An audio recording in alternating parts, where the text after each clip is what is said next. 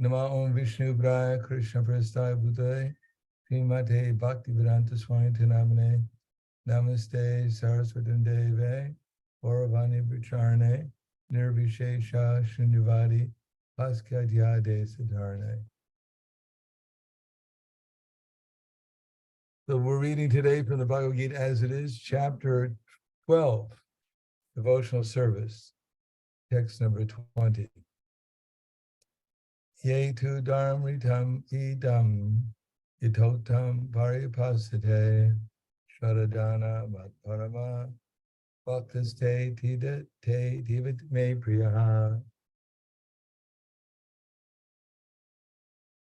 Those who follow this imperishable path of devotional service and who completely engage themselves with faith, making me the supreme goal, are very, very dear to me.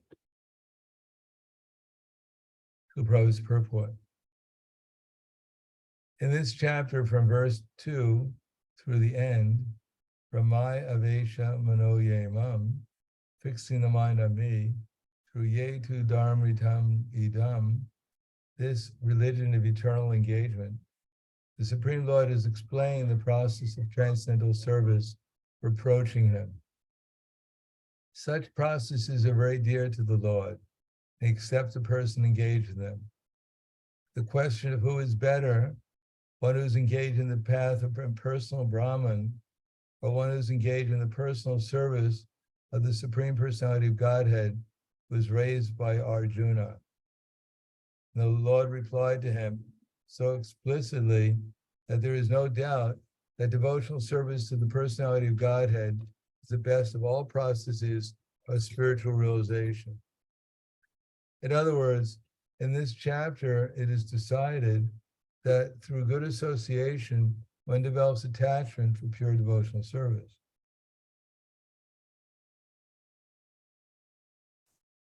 And accepts the bona fide spiritual master, and from him begins to hear and chant and observe the regular principles of devotional service with faith, attachment, and devotion. Thus becomes engaged in the transcendental service of the Lord. This path is recommended in this chapter. Therefore, there's no doubt that devotional service is the only absolute path for self-realization, the attainment of the Supreme Personality of Godhead. The impersonal conception of the Supreme Absolute Truth, as described in this chapter, is recommended only up to the time one surrenders himself for self-realization. In other words, as long as one does not have the chance to associate with a pure devotee, the impersonal conception may be beneficial. In the impersonal conception of the Absolute Truth, one works without fruit results, meditates, and cultivates knowledge to understand spirit and matter. This is necessary as long as one is not in the association of a pure devotee. Fortunately, one develops directly a desire to engage in Krishna consciousness in pure devotional service. He does not need to undergo step-by-step improvement in spiritual realization. Devotional service is described in the middle 6 chapters of Bhagavad Gita. It is more congenial. One need not bother about materials to keep the body and soul together, because by the grace of the Lord, everything is carried out automatically. This end the Bhaktivedanta purpose to the 12th chapter of the Srimad Bhagavad Gita in the matter of pure devotional service. So the text again, Ye tu dharmitam idam itoktam paripasate sharadana matparama bhaktaste tiva te me priyaha bhaktaste tiva me priyaha. Those who follow this imperishable path of devotional service and completely engage themselves with faith, making me the supreme goal, are very, very dear to me. Om Vishnu Padaya Krishna Prasthaya Bhutale Srimate Bhaktivedanta Swami Namane Namaste Saraswati Deve Gauravani Vicharane Nirvishesha Shunyavadi Paskadyade Siddharana. So Bhagavad Gita is very systematically put together. If one studies Bhagavad Gita, then gradually this knowledge will become very simple.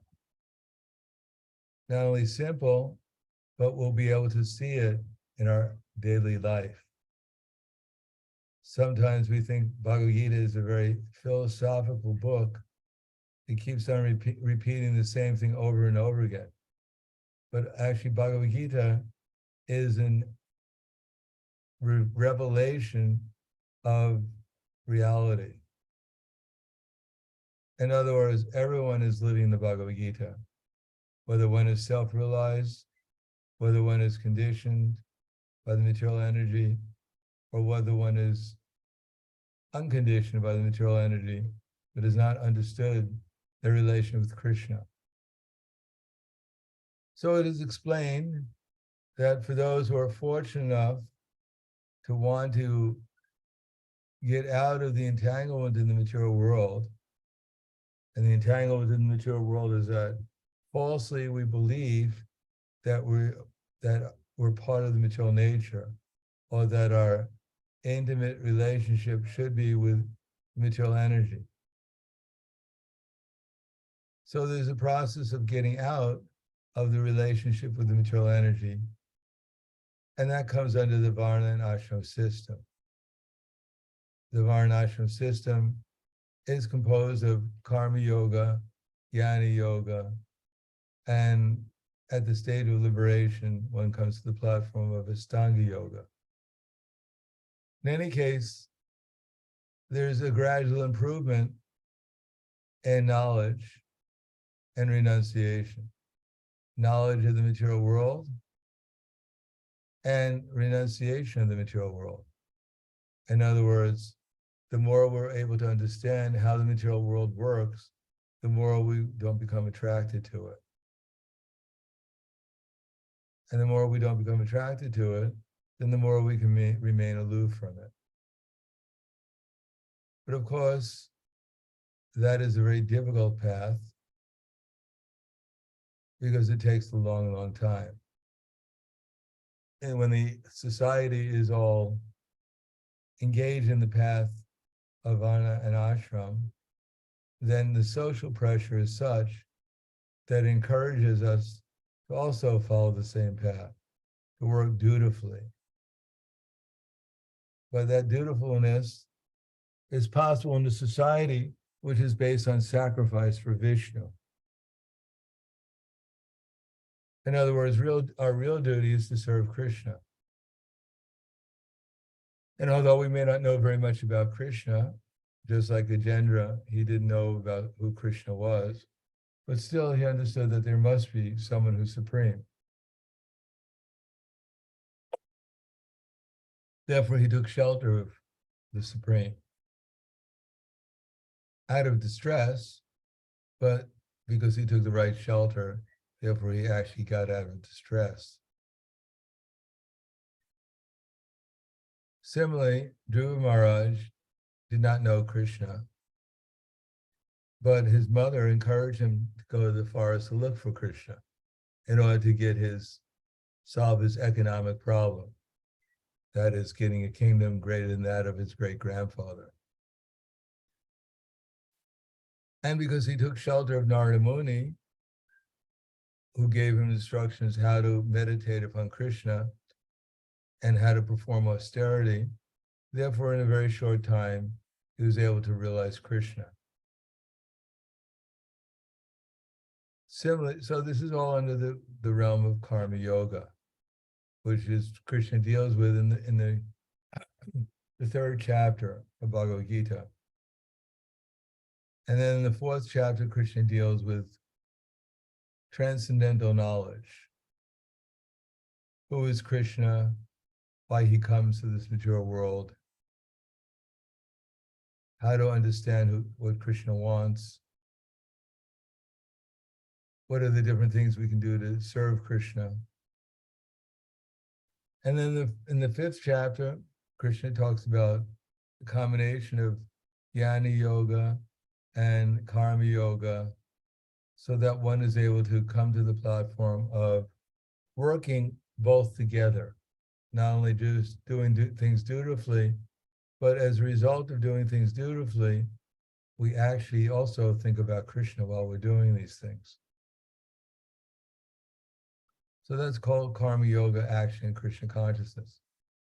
And when one gets a taste for karma yoga, action, and Krishna consciousness, then one will want to think about Krishna always.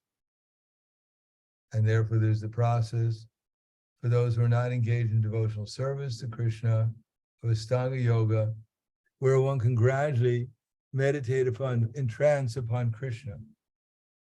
But that took Kardama Muni 10,000 years to do that.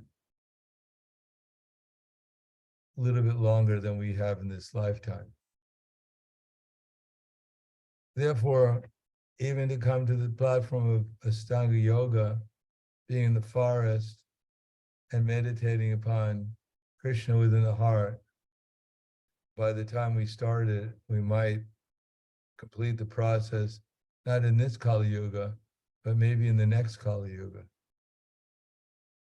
So that would be rather inconvenient to live through the 427,000 years of Kali Yuga, when little pygmies are hunting devotees to eat them. And we're trying to sit in trance practicing Ashtanga yoga.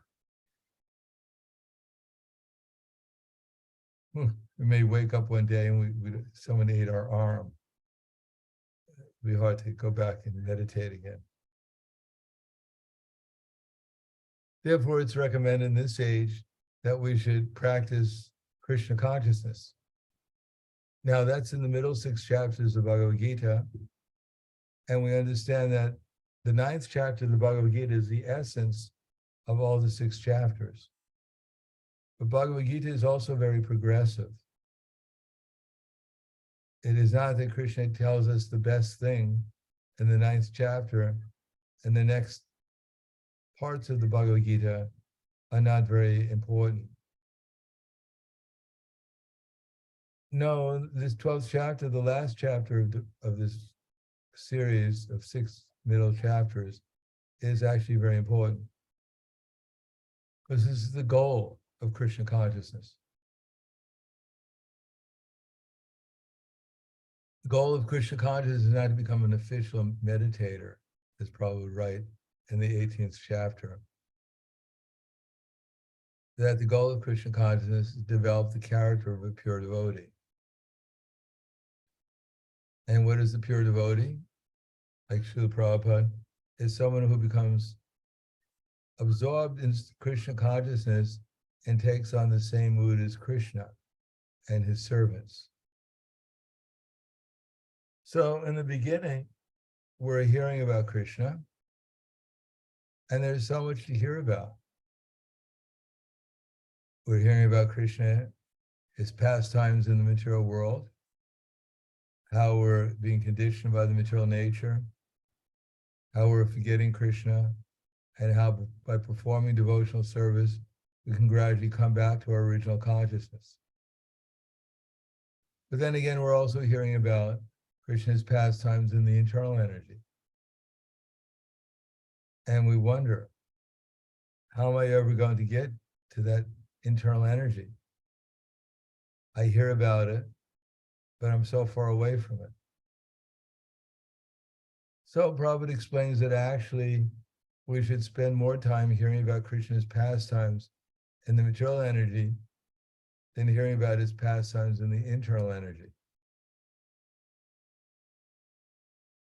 Because if we want to understand advanced algebra, first we have to learn basic arithmetic. If we try to learn advanced algebra and we haven't even learned elementary arithmetic, then it'll be very difficult to understand what we're doing. So Prabhupada emphasized that getting up in the morning at a certain time, a regulated time, taking prasadam, washing our hands, that these are actually very important managerial aspects of our society. These are very important things for managing our own life. We don't have to worry about becoming a manjari right now. We have to worry about washing our hands before we eat prasadam. And even sometimes after we eat prasadam, although we may imagine that our hands are still clean. But these are the things that we should be concerned about.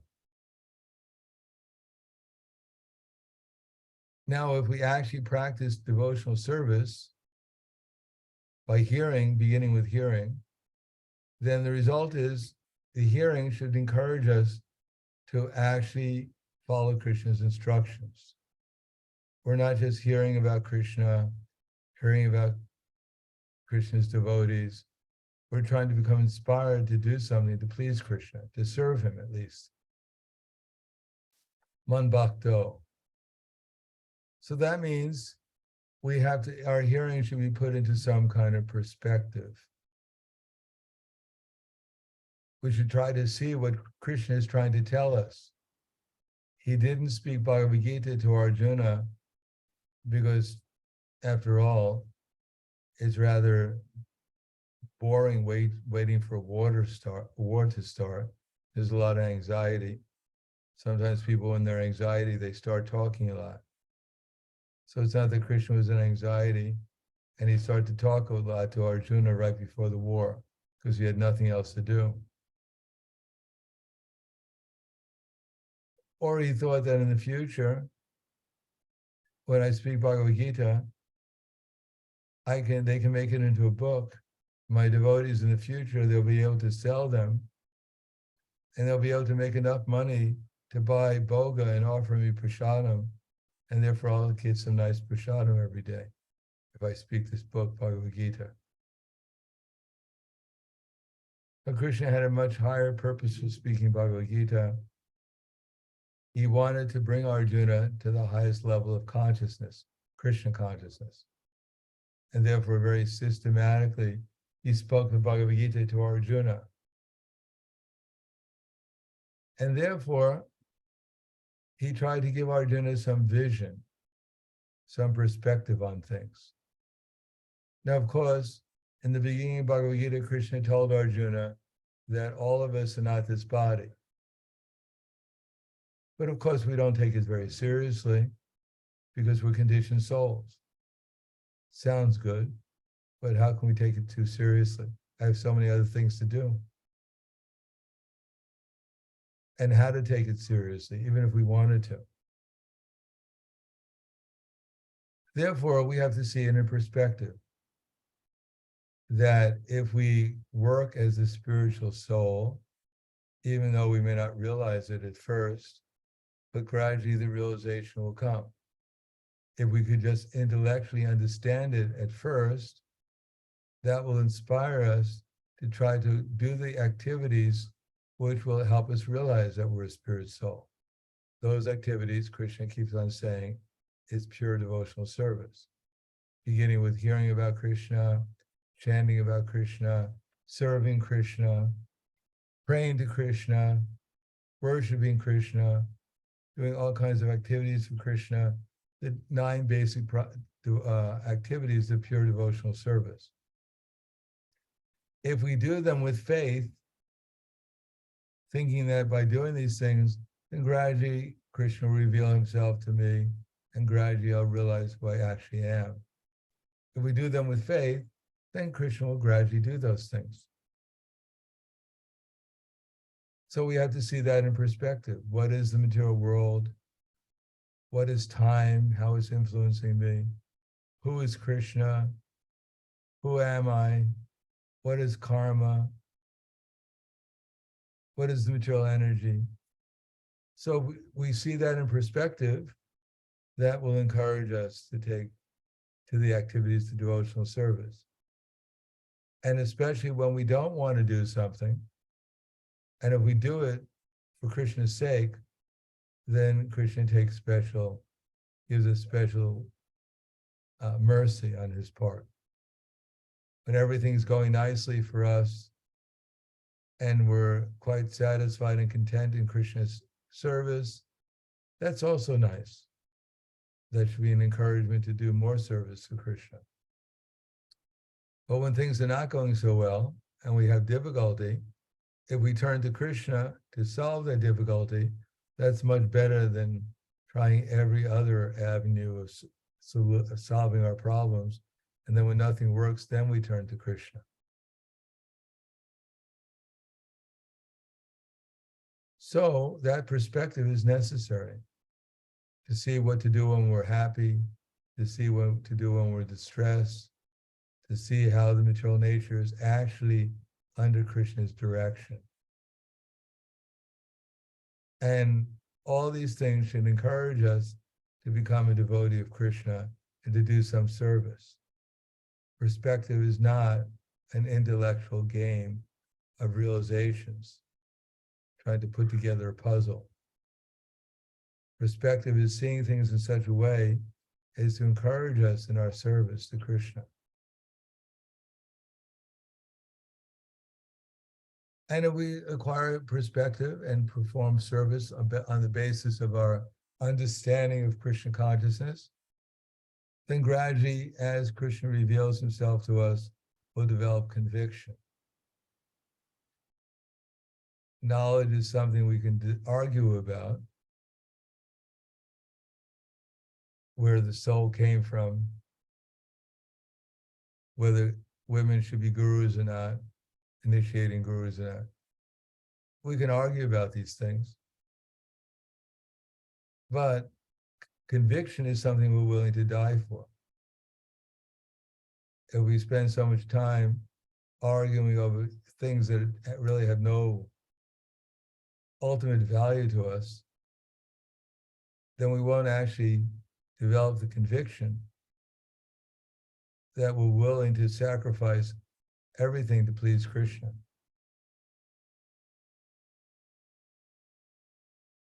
And if we develop conviction, especially in what is that conviction? What's the important part? Conviction. The important part is the developing the skills to please Krishna and to please his devotees, to help the innocent and to avoid the atheists. Every part of those things require transcendental knowledge and discrimination, as well as transcendental expertise. If we develop especially transcendental knowledge and expertise in our relationships with others, then we're getting closer to the spiritual world. And if we think our relationships are just casual and not very important, then we've missed the whole point. That's what we're supposed to be concentrating on, how to develop the nicest, sweetest relationships with the devotees. That's the life of the Hare Krishna movement. If we observe Srila Prabhupada, that what he emphasized was not so much just accomplishments. Of course, he wanted the devotees to distribute Krishna consciousness to others in a way that would help them become Krishna conscious.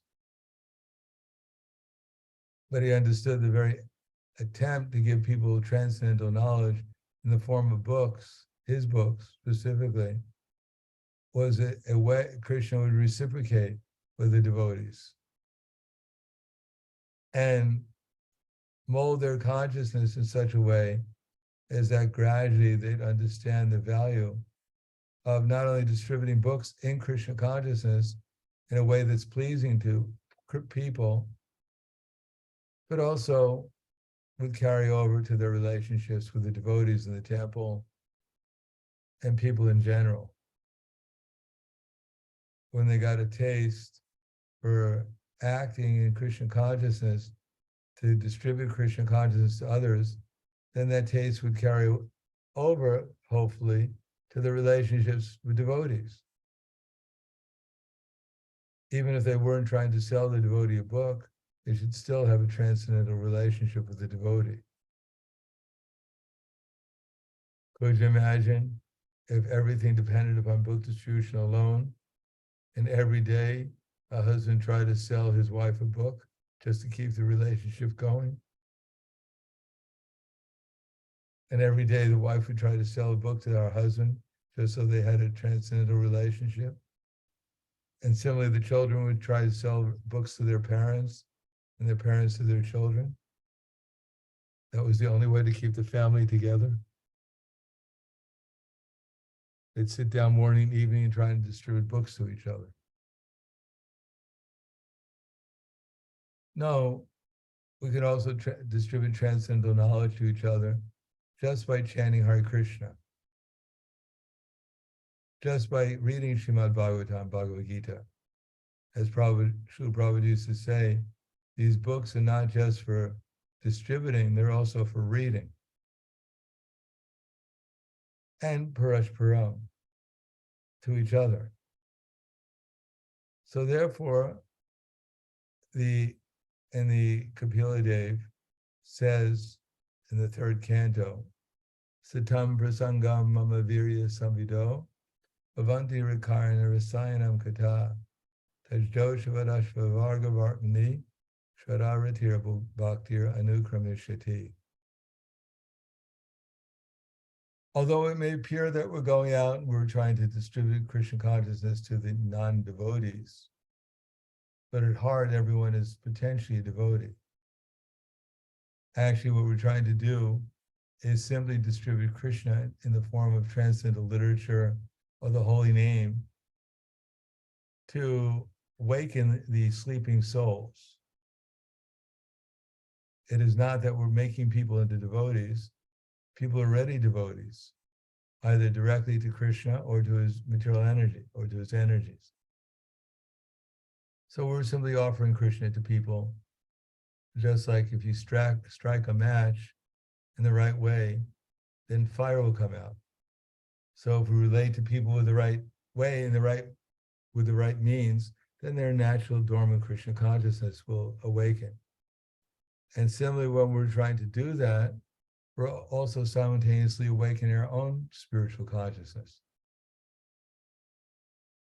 We're also, as being used as Krishna's instrument, Krishna gives us the intelligence, gradually to see things properly.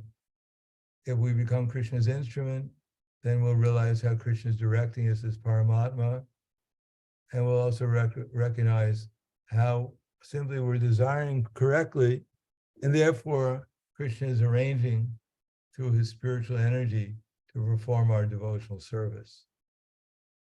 If we want to serve Krishna, then Krishna will arrange with his spiritual energy that will do some service for him. And the more service we do for him, the more he personally reveals himself to us.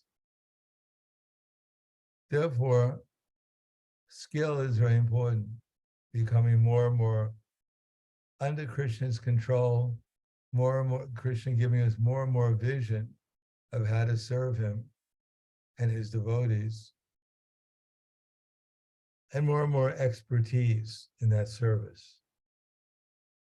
Then, as Krishna reveals himself, and as we see that all living entities are actually Krishna's eternal servants, and that this material energy all belongs to Krishna, then we'll always remember Krishna and never forget him. And if we do that, it's just like putting the iron in the fire, then it becomes hotter and hotter and hotter, and then it takes on all the qualities of fire. And it's no longer acting like iron, it acts like fire. So similarly, as we gradually become absorbed in Krishna consciousness, then by association with Krishna and his devotees and their loving pastimes, then we take on the same qualities as Krishna and his associates. We take on the qualities of a pure devotee, and wherever we go in that consciousness, then we bring the spiritual world with us. So this 12th chapter of Bhagavad Gita deals with the qualities of the pure devotees, those who have successfully heard about Krishna, understood Krishna properly in the right perspective, and then with conviction developing conviction, became skillful in their service to Krishna, and treated everyone as Krishna's dear servant. And by such skill and discrimination, properly learning how to serve the tiger by giving it some prasadam, the innocent by giving them a book, the devotees by cooperating with them and serving them faithfully, and the advanced devotees by hearing from them and following their instructions and their example, then gradually one becomes absorbed in Krishna consciousness, and wherever one goes is the spiritual world. Just like Maharaj Vidura, when he returned from pilgrimage, Maharaj Yudhisthira greeted him with these words: Bhavan vidas bhagavatas tirtha bhutak swayam vibho tirtha koravanti tirtani swantak stena katavritaha. That saints like yourself, they're verily holy places of pilgrimage, because wherever they go, they turn that place into a place of pilgrimage, because they carry Krishna within their heart. So personally, we have no potency to do anything. I mean, we have the choice. Either we can desire things that will put us into a lot of trouble, or we can desire things which will liberate us from material existence. That's more or less our choice. I'm just going to take a second. I'm going to put on the lights here.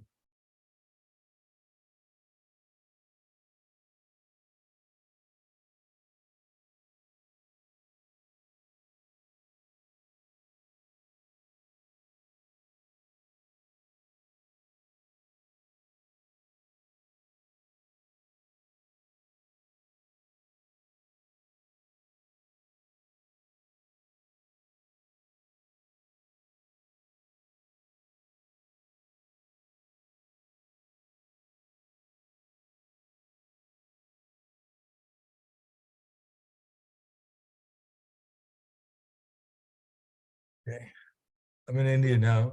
I've seen the sun for the first time, I think in a few weeks or maybe a month. I was afraid maybe it disappeared. We renounced Europe and decided to go somewhere else. In any case, Maharaj Yudhisthira greeted him with those words, that wherever you go, you turn that place into a place of pilgrimage, because you carry the Lord within your heart. The idea that we're going to have some kind of unique methodology to spread Krishna consciousness, even beyond what Srila Prabhupada gave us. But actually, we don't distribute Krishna consciousness.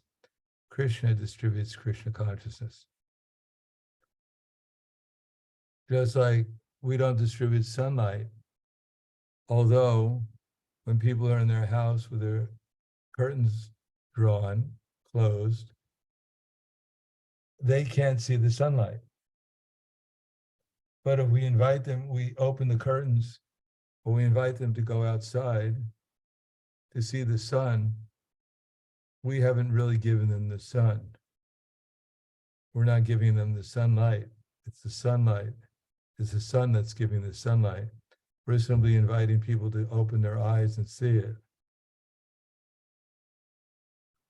Similarly, Krishna delivers himself to others. Simply, we're inviting people to accept Krishna, to do what's necessary so that Krishna has the opportunity to reveal himself to others, including ourselves. So that's the devotee, the pure devotee. Wherever he goes, because he carries the spiritual world with him, he attracts people, or at least he helps them become inquisitive. Why is this person creating so much happiness in my life? Why is I feel so blissful by his association? And that's what spreads Krishna consciousness. When people experience happiness by the devotee's association, then they inquire, how can I also become happy like you?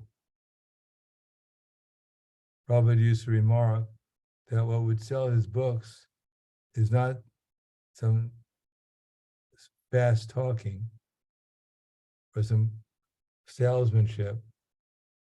What would sell steadily a good number of books is when they meet the devotees, if they see how enthusiastic the devotees are, how determined they are to give others Krishna consciousness, then they become struck with wonder and they want to find out, at least momentarily, what's making this person so enthusiastic. So they're willing to donate for that. If we develop the qualities of a pure devotee, we may not become a pure devotee all at once, but if we develop some of those qualities, especially by concentrating our mind more on Krishna, with more positive feelings, or as Nityaseva Devi Dasi was saying on book distribution, giving up good vibrations. So we give off good Krishna conscious vibrations. Positive energy, Gurudev. Energy, vibrations, it's all the same. In America, they'd say vibration. So if we give up, if we have actually Krishna in our heart, then Krishna will attract people to take up Krishna consciousness. But we have to put Krishna in our heart by the association of devotees, practicing serving the devotees, satam prasangam, mama virya samvido, in the association of devotees, hearing their realizations about Krishna. Bhavanti Rakarnam Rasayanam Kata.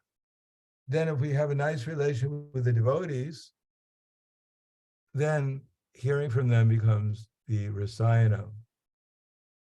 If we have a nice relation with devotees, then the knowledge, then what they're telling us will enter into our hearts. Satam prasangam mama virya samvido bhavanti rit karna. Rit means the heart, and karna means the ear.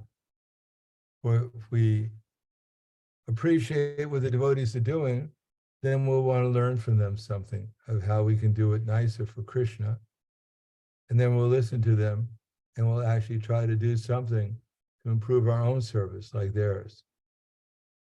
So the trick of association with devotees is try to find something that we appreciate about them, that we can learn from them, so that we can improve our own service. And if we hear what their realizations are, how they improve their service, and we hear and then we apply it to our own devotional service, and we get Krishna's mercy, then of course we'll appreciate that this devotee is actually helping me progress in my relationship with Krishna. And therefore they'll become dear to us like Krishna.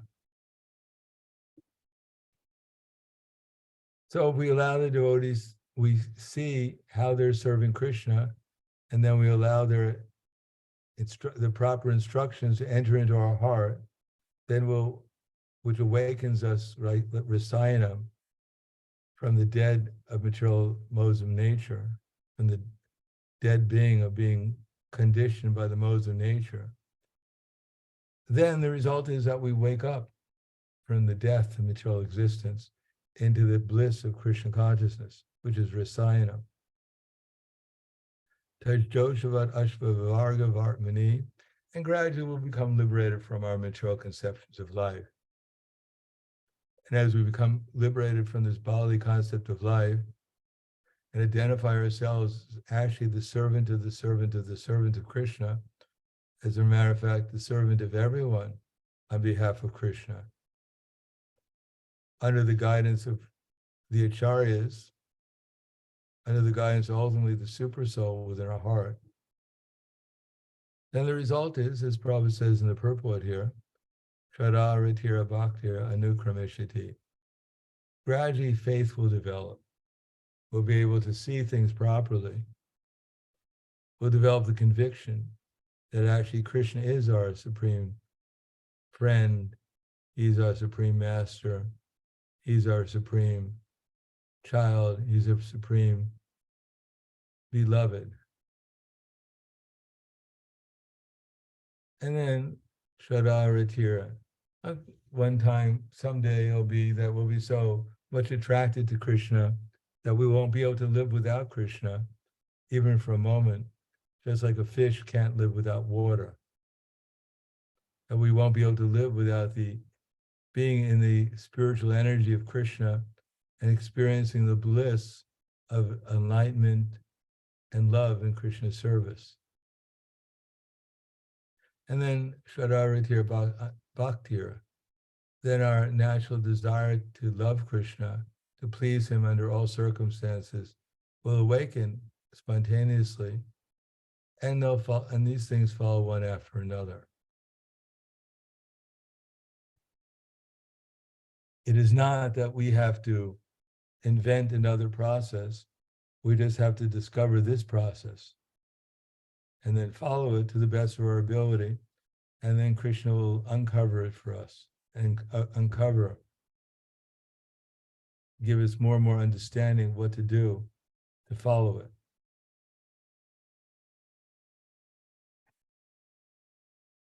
So here in this last chapter, the 6 chapters, middle 6 chapters, Krishna is glorifying, developing these qualities of a pure devotee. And in the end of the Bhagavad Gita, Krishna will also tell us about a pure devotee, what the symptoms of a pure devotee are. When he says, Manmana bhava bhakto, vadyaji mam namaskuru, mama vaishasi satyam te, pratijani priyosime. So this is the process we're following. And we should be clear that this is what we're trying to achieve. We attend these classes and we listen because we're trying to become Krishna's devotee. We're trying to find out who's the devotee, what they do, how they act, how I can act to become a devotee of Krishna. We call ourselves devotees, and indeed we're aspiring devotees. And to one degree or another, we're actually becoming devotees.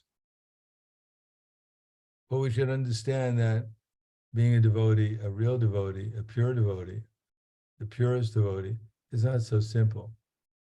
And there may be many challenges we have to face on the path to becoming a pure devotee. But if we face those challenges, even if we don't always succeed, but then we learn. If we have an inquisitive mind, if we're willing to admit defeat sometimes, then we haven't actually failed. We've simply learned what we're not supposed to do. So that's very good, especially if we don't do it again.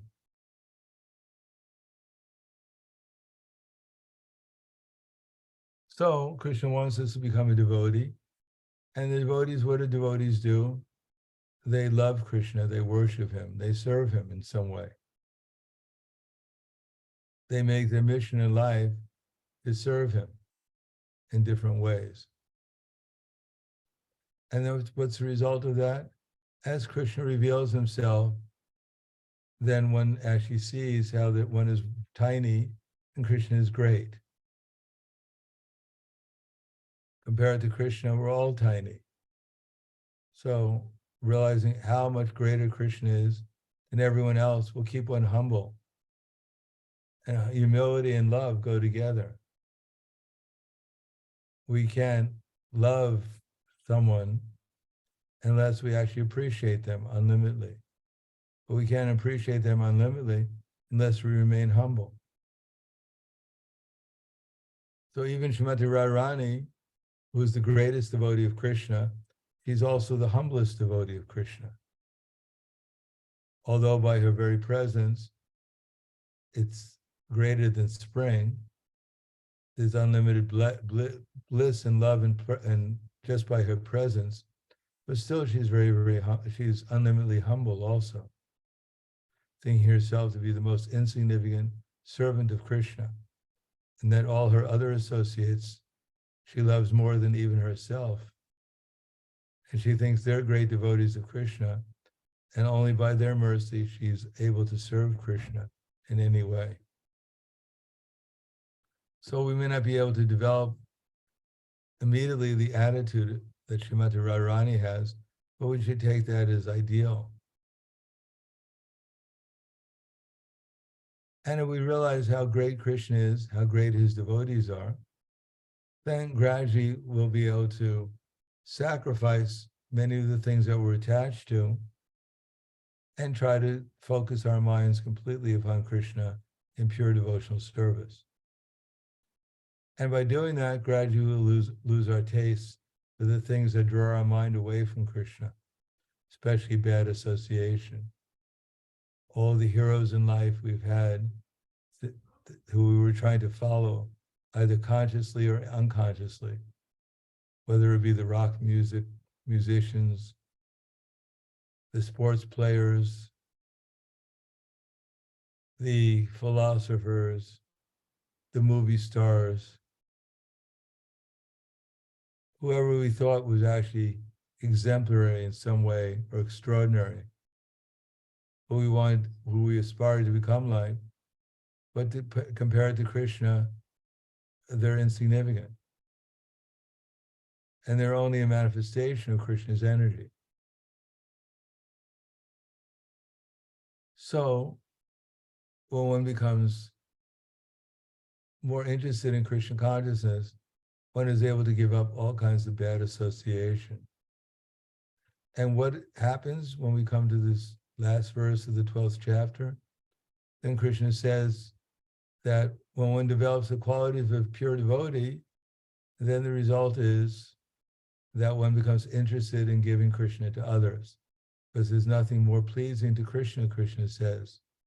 Ya idam paramam guyam mad bhakteshva vidashiti bhakti mayi param kritva mame vaishyati samshaya. That for one who gives this knowledge to the devotees, devotional service is guaranteed. At the end, he'll come back to me. In this world, there's no one more dear to me than he, nor will there ever be more one dear. So the result of allowing Krishna to come into our heart and becoming Krishna's instrument for distributing Krishna consciousness to others, that one will actually see that as the best possible service that we can do. Now, that does not mean that we should immediately leave our home, quit our job, get a book bag, and go out in the street of Pennsylvania and distribute Bhagavad Gitas when it's 30 below zero. No, it means Yari Deka Tarikaha Krishna Upadesh Amara Aga Guruhana Taridesh. That for whoever we meet, we should try to remember that they're eternal servants of Krishna, and that the best possible gift I can give them is to help them become conscious of Krishna, their relationship with Krishna. And we should pray for the intelligence coming from Krishna, what I should say, what I should think, how I should act, what should be my mood, to encourage them in whatever position they're presently in, to inspire them to make some progress towards reviving their relationship with Krishna. So that takes some knowledge, it takes some experience, but that's what will make us the most dear to Krishna very quickly. Otherwise, all these other paths also will lead us to Krishna. We follow them sincerely, but there's no path that will lead us quicker to Krishna than to sincerely try to help revive the Krishna consciousness in the hearts of our husband or our wife or our friends or people on the street, or even in our dog, because we don't expect you to have too many dogs. But even if you can try to help your dog become Krishna conscious, if you have one. You can chant to him, you can give him some prasadam, you can read Bhagavad Gita to him, although he may not understand a whole lot. As I said before, Prabhupada pointed to Govindadasi, his servant at that time, pointing to a little bug on the table and said, do you see that? And he told her, do you see that little bug? Chant to the poor thing. So of course, we don't want to spend our time, too much time, looking for insects on the table. They're better off to try to find people that we can share Krishna consciousness with in any way we can. Perhaps if we're at work, we can't tell people about Krishna directly, but we can give them some prasadam perhaps. And we may be in a park and no one's there, but Haridas Thakur told Chaitanya Mahaprabhu, who was lamenting, how to deliver the non-moving living entities, like such as the trees and other living entities like that, the grass or the insects. So Haridas Thakur told Chaitanya Mahaprabhu, don't worry, my Lord, that by the loud chanting of the holy names, even the non-moving living entities will be delivered. So we should have some faith in the holy name, faith in the process of Krishna consciousness, and understand that our main duty to our family, to our society, to our country, is to help all living entities there become conscious of Krishna, their eternal relation with Krishna. There is no higher duty than that. While we're doing our other duties to maintain our family, to maintain our existence, we should not forget that duty. 1 second. Come in. Hare Krishna.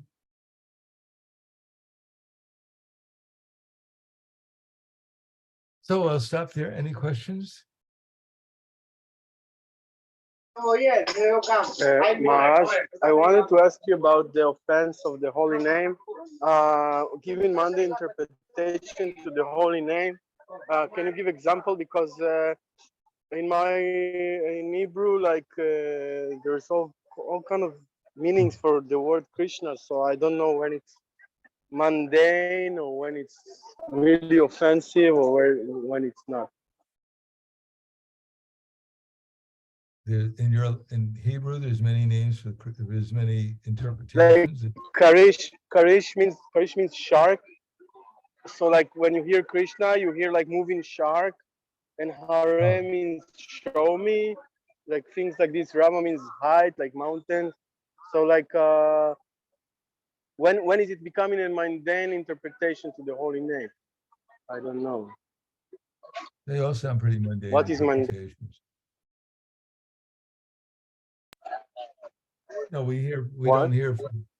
They all sound quite mundane. When do you know? If it's not, we learn what the actual meaning of Krishna is from the authorized scriptures. Everything is a distortion of Krishna consciousness. Maya is also, of course, there may be some benefit. For instance, there's a hotel called, I think it's called Ramananda Inn. So by chanting it, it's called, there's some benefit by chanting the name of Ram. There are 3 stages of chanting. There's aparad, namaparad, there's namabas, and there's shuddhanam. So at least namabas means that we hear the name of Krishna or Rama or other names, and we don't interpret it in the wrong way, like the Mayavadis do. So there's some benefit for hearing it. But if we get the wrong conception of what Ram means or what Krishna means, like the Mayavadis think that Krishna means black. No, we understand Krishna is black, but Krishna means Krishna. Or Krishna means that which draws one's mind, like Krishi, Goraksha, Vani, Jam. So these are all bona fide conceptions coming from the Vedic literature of what Krishna means. But when we hear it misinterpretations, then our consciousness becomes distorted and there's no benefit. So what do? We understand that this is just a distortion of actual language. And we don't take it seriously, that's all. It is not that these languages existed permanently. They're just temporary languages that come about through a perversion of Krishna consciousness. And if you go to the heavenly planets, they don't speak Hebrew there. They don't speak French. They don't speak Spanish. They don't speak Russian. They speak Sanskrit. Here we speak many different languages. Like in the Bible, it says the Babel, the Tower of Babel. So that's what it is. People just, because of the great degradation of their consciousness, therefore their language also becomes degraded and distorted. Anything else? Gurudev, I have one question. Speaking of the languages, like in the heavenly planets, as they're speaking Sanskrit. So when Lord Krishna was present on earth, which language was he speaking? Because they say in Vrindavan they have this Braj language. Well, he spoke all the languages. Krishna's Vaduka, I think. He's expert, and he also speaks all the languages. So the gopis were amazed that Krishna could speak with the cows. He could also speak Prakrit with the residents of Brajabhumi. He spoke Sanskrit with the demigods. He speaks all the languages. He's the one who speaks the languages. Otherwise, we couldn't speak any language. Krishna tells us the language and then we repeat it. From him comes remembrance, knowledge, and forgetfulness. But basically, when he was here, he spoke with the gopis and the Braj Bas.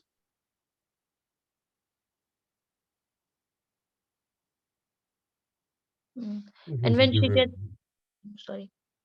Which is the derivative of Sanskrit. It's a little bit more familiar. But I believe probably in Vaikuntha they speak more Sanskrit than Braj. They don't speak Braj Bas there.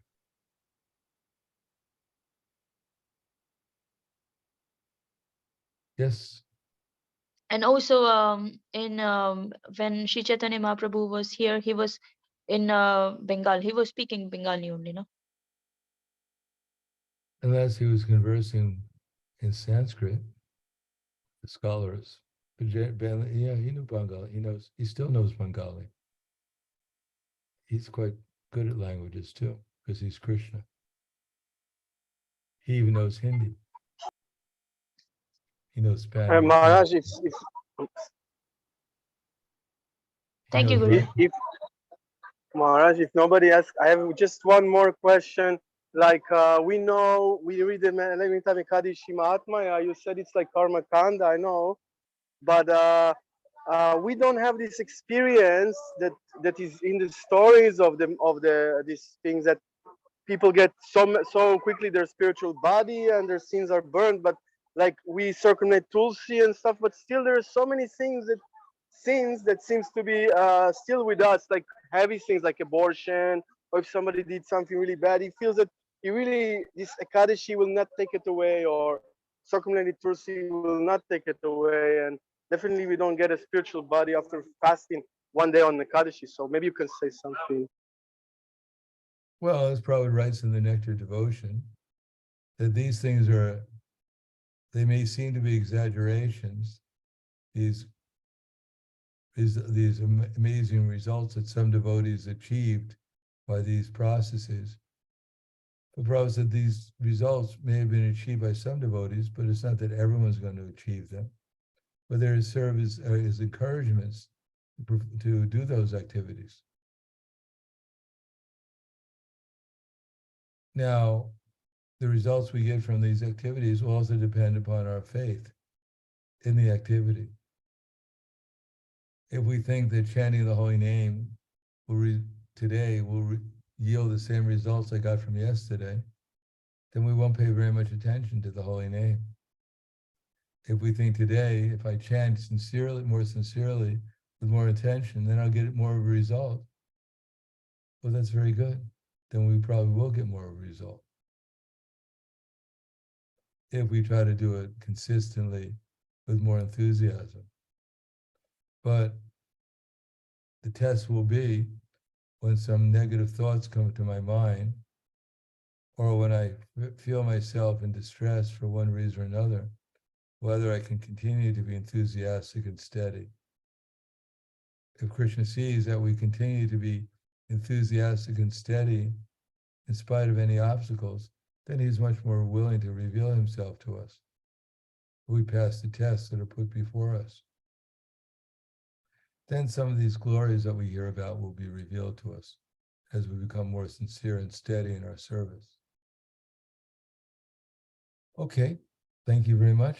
We'll stop here. Grantaraj Srimad Bhagavad Gita Ki Jai, Srila Prabhupada Ki Jai, Gaur Premanande Hari Bol.